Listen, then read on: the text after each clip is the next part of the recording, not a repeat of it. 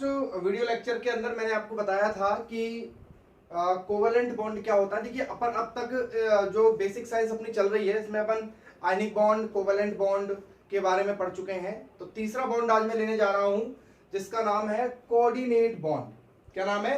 Coordinate bond. तो सबसे पहले हम इसकी डेफिनेशन देखते हैं और फिर हम इसको समझते हैं। देखिए आयनिक बॉन्ड को भूलना मत। आयनिक बॉन्ड क्या था? जब इलेक्ट्रॉन डोनेट किए जाते हैं और रिसीव किए जाते हैं तो उसको अपन क्या बोलते हैं? Ionic bond. और जब इलेक्ट्रॉन्स की शेयरिंग होती है तो उसको अपन क्या बोलते हैं? Covalent bond. और अपन अब देखते हैं कि कोऑर्डिनेट बॉन्ड क्या होता है। जिन बच्चों ने पुराने लेक्चर्स, प्रीवियस लेक्चर्स नहीं देखे हैं, कृपया करके वो उन्हें देखें, तभी जाके आप इस लेक्चर को देखें, अन्यथा फिर आपका जो कॉन्सेप्ट है वो क्लियर नहीं हो पाएगा पूरा कंप्लीट तरीके से। तो कोऑर्डिनेट बॉन्ड की डेफिनेशन देखिए। When in the formation of a bond, जब एक बॉन्ड का फॉर्मेशन होता है, the electron pair is donated by one atom but shared by both the atoms so as to complete their octets, the bond formed is called coordinate bond और dative bond. इसको अपन dative bond भी बोलते हैं। चलिए definition तो आपको समझ में भी नहीं आई होगी मेरे हिसाब से, लेकिन चलिए अपन बात करते हैं, एग्जाम्पल से देखते हैं इसको।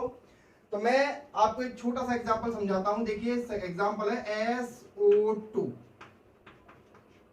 ये मैंने आपको लास्ट वीडियो लेक्चर के अंदर होमवर्क में दिया था SO2। तो देखिए SO2 में क्या होगा,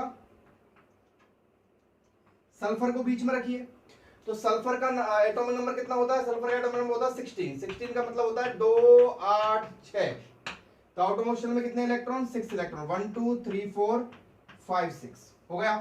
चलिए एक ऑक्सीजन इधर रख दो और एक ऑक्सीजन इधर रख दो। क्लियर है? ऑक्सीजन के पास भी कितने होते हैं? 8। तो 2,6। तो ये भी 1 2 3 4 5 6 और इधर 1 2 3 4 5 6, इस तरीके से। ठीक है। अब देखिए क्या होगा, इसको 2 इलेक्ट्रॉन्स की जरूरत है और इस ऑक्सीजन को भी 2 इलेक्ट्रॉन्स की जरूरत है, या फिर इस ऑक्सीजन को 2 इलेक्ट्रॉन की जरूरत है। तो क्या होगा, ये ऑक्सीजन जो है ये इसके 2 इलेक्ट्रॉन्स ले लेगा और ये सल्फर इसके 2 इलेक्ट्रॉन्स ले लेगा। ठीक है। अब देखिए सल्फर के पास कितने कंप्लीट हो गए? सल्फर के पास 8 कंप्लीट हो गए। 1 2 3 4 5 6 7 8। और इस ऑक्सीजन के पास भी कंप्लीट हो गए। अब इस ऑक्सीजन का क्या करें? ये जो ऑक्सीजन बचा है इसका क्या करें? सर अब ये इससे तो शेयरिंग कर नहीं सकता। क्यों नहीं कर सकता? क्योंकि इसके तो 8 कंप्लीट हो गए। भाई 8 से ज्यादा भी तो इलेक्ट्रॉन नहीं होने चाहिए ना। ऑक्टेट रूल क्या कहता है? 8 से ज्यादा इलेक्ट्रॉन नहीं होने चाहिए। तो फिर क्या होगा, देखिए ये जो यहाँ पर इसके जो 4 इलेक्ट्रॉन बचे हैं, इसको 2 चाहिए।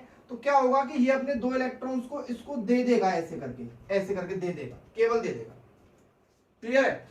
तो देखिए when in the formation of a bond the electron pair का मतलब होता है जोड़ा। तो पूरा pair donated by one atom, इस एटम ने, सल्फर ने इस पेयर को क्या कर दिया? डोनेट कर दिया।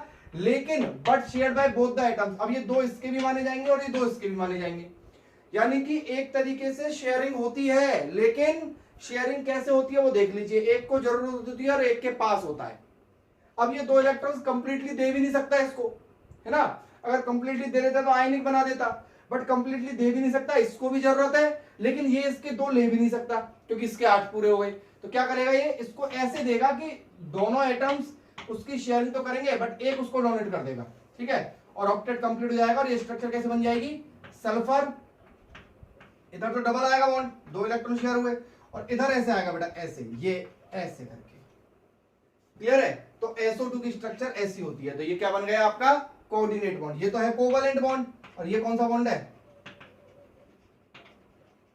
कोऑर्डिनेट है। और ये कौन सा है? कोवेलेंट है। ठीक है। चलिए एक एग्जांपल और लेते हैं।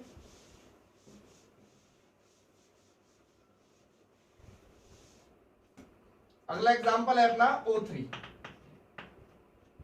O3 ले लेते हैं। ओजोन नाम सुना है? क्या बोलते हैं इसको? ओजोन है ये O3। ठीक है। तो इसके बारे में बात करते हैं। देखिए ऑक्सीजन है, कितने ऑक्सीजन है? 3 ऑक्सीजन है। 1 2 3 4 5 6। दूसरा ऑक्सीजन यहां बना देता हूं मैं। 1 2 3 4 5 6। एक ऑक्सीजन यहां बना देता हूं। 1 2 3 4 5 6। क्या होगा देखो, ये 2 इसके ले लेगा, 2 की जरूरत है, ये 2 इसके ले लेगा। कंप्लीट हो गए ना। अब बच गया यही वही वाला केस दोबारा। तो क्या होगा, ये इसको अपने इलेक्ट्रॉन इस तरीके से दे देगा। तो ये 2 इलेक्ट्रॉन जो इसने दिए हैं, इसके भी माने जाएंगे, इसके भी माने जाएंगे। ठीक है, तो ये स्ट्रक्चर क्या बन जाएगी, O डबल बॉन्ड O, और यहां पर आएगा ऐसे कोऑर्डिनेट बॉन्ड। तो ये कौन सा बॉन्ड है, ये हो गया कोवेलेंट, डबल कोवेलेंट बॉन्ड, और ये कौन सा बॉन्ड हो गया, कोऑर्डिनेट। क्लियर? तो इस तरीके से अपन देख सकते हैं। ओके, नेक्स्ट अपना एग्जांपल है HNO3। HNO3 को मैं आपको बता दूं, इसको बोलते हैं अपन नाइट्रिक एसिड। इसको भी याद रखें आप, कौन सा एसिड है ये, नाइट्रिक एसिड है। ठीक है, बात करते हैं इसके बारे में आगे। HNO3 के बारे में देखो, नाइट्रोजन को बीच में रखेंगे अपन, और 3 ऑक्सीजन के तीनों तरफ लगा दो इस तरीके से, और जो हाइड्रोजन है, हाइड्रोजन इधर आएगा। ध्यान रखना, इसकी कुछ स्ट्रक्चर्स ऐसी होती हैं जो हमको याद भी रखनी पड़ती हैं।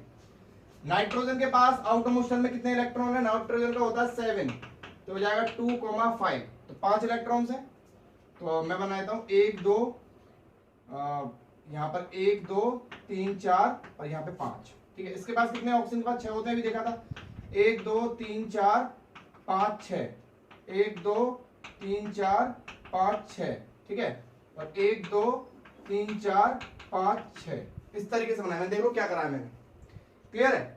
अब देखिए क्या है, हाइड्रोजन के पास 1 है, तो देखिए क्या होगा। सबसे पहले मैं इस ऑक्सीजन की बात कर लेता हूं। इसको कितने की जरूरत है, 2 की, और इसको कितने की जरूरत है, इसको जरूरत है 3 इलेक्ट्रॉन्स की। नाइट्रोजन को कितने इलेक्ट्रॉन की जरूरत है, 3 इलेक्ट्रॉन्स की जरूरत है। देखो क्या करेगा, 2 तो ये इससे ले लेगा, क्लियर है, और 1 ये इससे ले लेगा, इस वाले ऑक्सीजन से। तो 1 इससे ले लेगा, तो ये आपके देखिए नाइट्रोजन लेगा 1 तो इसका और 2 इसके, ऐसे करेगा, क्लियर है।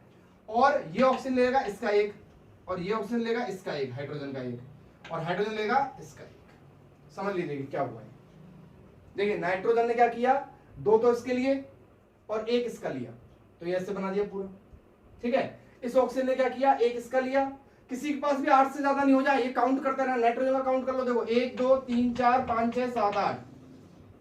इस ऑक्सीजन कर लो 6 और 2 8। इस हाइड्रोजन कर लो 2 हो गए। इस ऑक्सीजन कर लो 1 2 3 4 5 6, और ये 7, और ये नाइट्रोजन का 8। अब रह गया ये वाला, तो क्या होगा, ये दो इलेक्ट्रॉन दिख रहे हैं आपको ऊपर, ये इनको इसको दे देगा। क्लियर है, ऊपर दे दिए। तो नाइट्रोजन की स्ट्रक्चर कैसे बन गई, देखो यहां तो बना डबल बॉन्ड, और इधर बना सिंगल बॉन्ड। क्लियर, एक बना हाइड्रोजन से इस ऑक्सीजन का, ठीक है, और ऊपर बना कोऑर्डिनेट बॉन्ड। ये इस तरीके से इसकी स्ट्रक्चर बन जाएगी, और ये स्ट्रक्चर अपनी HNO3 की। ऐसा नहीं होता है कि कैसी भी स्ट्रक्चर बन जाती है, तो स्ट्रक्चर जो है वो बॉन्ड के हिसाब से इस तरीके से फॉर्म होती है। चलिए, अब एक आपको बात और बता दूं कि जो कोऑर्डिनेट बॉन्ड है वो आपका 9th और 10th में इतना यूज नहीं आएगा, 8th क्लास में बिल्कुल यूज नहीं आएगा। ठीक है, मतलब 8th 9th 10th से ही कोऑर्डिनेट बॉन्ड अपन नहीं पढ़ते हैं। कोऑर्डिनेट बॉन्ड जो है वो आपका 11th क्लास में आता है, लेकिन फिर भी थोड़ी सी नॉलेज आप मेरे को बताना जरूरी समझा मैंने, तो इसलिए मैंने आपको बता दी। चलिए, मेन आपके जो आयनिक बॉन्ड है और कोवेलेंट बॉन्ड है उन पे आप बहुत ज्यादा फोकस करें, क्योंकि वो बहुत ज्यादा इंपॉर्टेंट है। और आपके 8th 9th 10th क्लासेस के अंदर 11th 12th में भी ये बहुत ज्यादा देखे जाते हैं। ठीक है ना, बहुत ज्यादा पूछा जाता है इनके बारे में। HNO3 और ये सारी जो स्ट्रक्चर्स हैं, ये तो कोऑर्डिनेट बॉन्ड की है, लेकिन आयनिक बॉन्ड और कोवेलेंट बॉन्ड बहुत ज्यादा इंपॉर्टेंट है। तो उनको आप एक बार अच्छे से देख लें उन वीडियो लेक्चर्स को, जिससे क्या होगा, आपको वो चीजें समझ में आ जाएंगी। चलिए, तो अब अपन बात करते हैं इसके बाद। चलिए, एक बात का ध्यान रखना, कोऑर्डिनेट बॉन्ड तभी बनेगा जब एक इलेक्ट्रॉन का पेयर उस डोनेट करने वाले एटम के पास एक्स्ट्रा होगा। अगर इलेक्ट्रॉन पेयर ही नहीं है उसके पास, तो वो इलेक्ट्रॉन पेयर ही नहीं है, तो वो कोऑर्डिनेट बॉन्ड नहीं बना पाएगा। ओके, नेक्स्ट अपना इसके बाद टॉपिक लेते हैं अपन चेंज, बदलाव। ठीक है, चेंज मतलब परिवर्तन। ठीक है, तो चेंज क्या होता है, देखिए चेंज का मतलब ये हुआ कि किसी भी चीज में चेंज हो जाना, मतलब किसी भी चीज के एक फॉर्म से दूसरे फॉर्म में कन्वर्ट हो जाना, यानी कि conversion from one form to another form is called change. Clear, यानी कि एक फॉर्म का दूसरे फॉर्म में चेंज हो जाना, कन्वर्ट हो जाना क्या कहलाता है, चेंज कहलाता है। अब अपन बात करेंगे साइंस की। तो साइंस में जो चेंज है वो 2 तरीके के होते हैं। There are 2 types of changes. पहला होता है फिजिकल चेंजेस,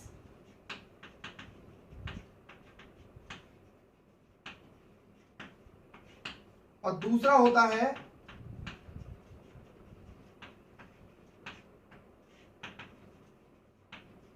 केमिकल चेंज। देखिए मैं आपको बता दूं कि जो भी चीजें मैं आपको पढ़ा रहा हूं ना, ये 10th 8th और 9th क्लास के बच्चों के लिए तो मस्ट है ही, पर आप अगर 10th क्लास की साइंस को बहुत अच्छे से पढ़ना चाहते हो ना, एक एक चीज में डाउट नहीं आना चाहिए सर ये तो हमने 9th में देखा ही नहीं था, तो 10th वाले बच्चों के लिए तो ये मान के चलिए कि बहुत इंपॉर्टेंट है, बहुत ज्यादा इंपॉर्टेंट, बहुत केयरफुली इन चीजों को याद करना और पढ़ना।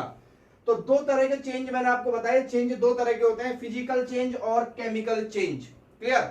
तो सबसे पहले अपन बात करेंगे कि फिजिकल चेंज क्या होता है और उसके एग्जांपल्स देखेंगे। उसके बाद अपन बात करेंगे केमिकल चेंज क्या होता है और उसके एग्जांपल्स देखेंगे। क्लियर है?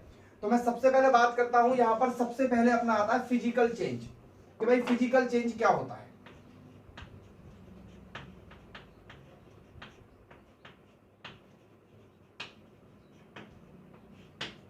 देखिए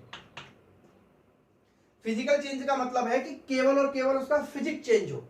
फिजिक का मतलब उसकी बाहर की बनावट चेंज हो, उसके अंदर का कंपोजिशन चेंज ना हो, उसको अपन बोलते हैं फिजिकल चेंज। यानी कि दो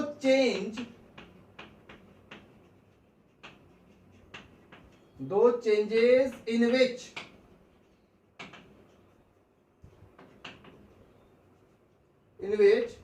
केमिकल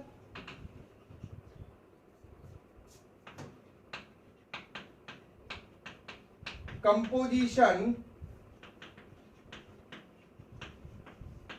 does not change।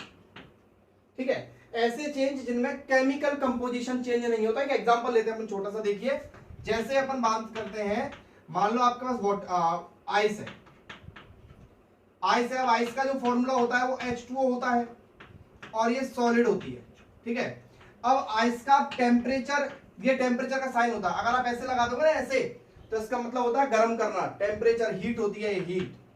अगर आप इसको हीट दे दोगे तो क्या हो जाएगा, आइस बर्फ पिघल जाएगी, किसमें कन्वर्ट हो जाएगी, वाटर में। किसमें कन्वर्ट, वाटर का भी फॉर्मूला क्या होता है, H2O। अगर आपने वाटर को और ज्यादा हीट कर दिया तो वो किसमें बदल जाएगा, स्टीम में बदल जाएगा या फिर वेपर में बदल जाएगा, और वेपर का फॉर्मूला भी क्या होता है, H2O होता है। ये सॉलिड है, ये लिक्विड है, और ये किस फॉर्म में पहुंच चुका है, गैस फॉर्म में पहुंच चुका है। अब आप यहां पे इन तीनों में एक चीज देखो, आइस है ठंडी होती है, पानी जो है उतना ठंडा नहीं होता आइस के बराबर, स्टीम गर्म होती है। ये सॉलिड है, ये लिक्विड है, ये गैस है, डेंसिटी में भी फर्क है, लेकिन इसका फॉर्मूला भी H2O है, इसका फॉर्मूला भी H2O है और इसका फॉर्मूला भी H2O है। यानी कि तीनों के केमिकल कंपोजिशन में कोई भी चेंज नहीं है। इसका केमिकल फॉर्मूला भी H2O है, इसका केमिकल फॉर्मूला भी H2O है और इसका भी केमिकल फॉर्मूला H2O है। तो कौन सा चेंज है, ये फिजिकल चेंज है। यानी कि ऐसा चेंज जिसमें कोई भी केमिकल कंपोजिशन चेंज नहीं होता है, उसको अपन फिजिकल चेंज कहते हैं। क्लियर? और एक सबसे इंपॉर्टेंट बात पता है क्या है, इसमें स्टार लगा के लिखने वाली बात सबसे इंपॉर्टेंट है कि अगर मान लो if we remove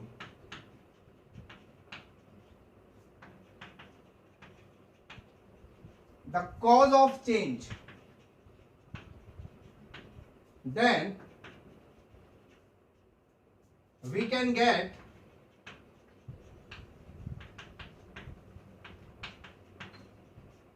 initial substance।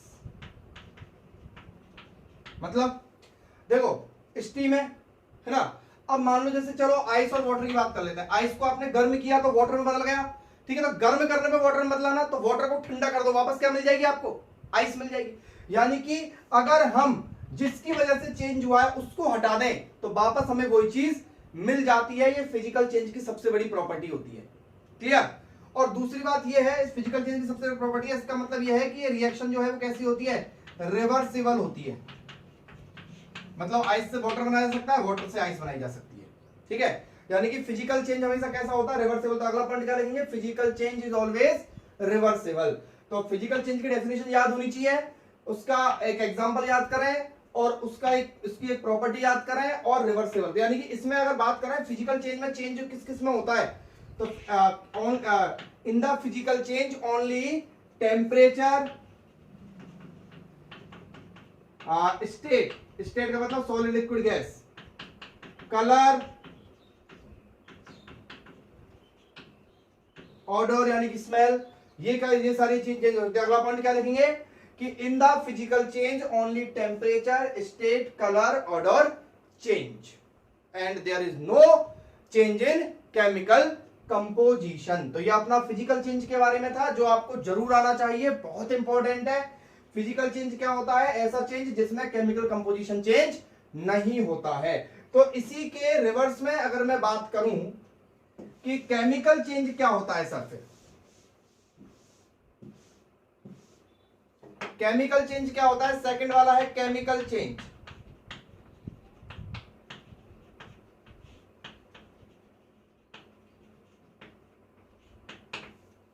Chemical change क्या होता है? देखिए, यानी कि दो चेंजेस, क्या लिखेंगे? दो चेंजेस इन विच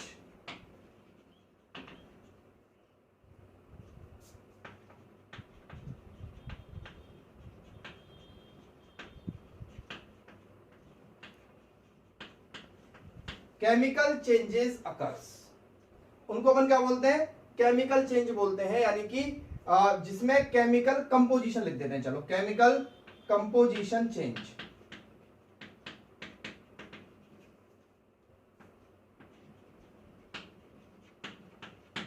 यानी कि ऐसे चेंज जिनमें केमिकल कंपोजिशन चेंज हो जाता है, ठीक है ना। और इसकी एक प्रॉपर्टी क्या होगी कि दीज रिएक्शंस या दीज चेंजेस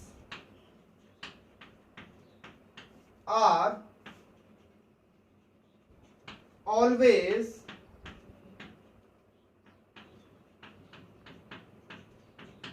इरिवर्सिबल। यानी कि आप इसमें वापस चेंज नहीं कर सकते। एक बहुत सिंपल सा एग्जांपल मैं आपको समझा दूं, जैसे मिल्क है, ठीक है। अब मिल्क से आपने कर्ड बना दिया, ठीक है। मिल्क से आपने क्या बना दिया? कर्ड बना दिया। तो क्या कर्ड से मिल्क बना दोगे वापस?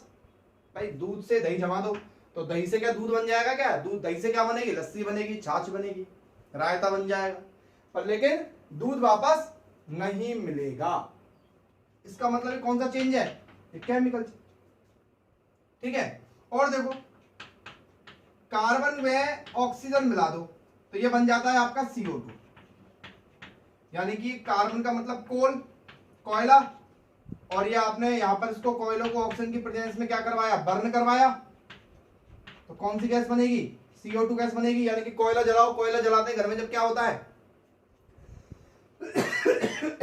खांसी भी आती है, लेकिन जब कोयला जलाते हैं तो क्या होता है? कार्बन डाइऑक्साइड गैस निकलती है उसमें से, ब्लैक कलर की। तो क्या कार्बन डाइऑक्साइड गैस को पकड़ के कोयला बना दोगे? क्या नहीं बनेगा। कौन सा चेंज है? केमिकल चेंज है।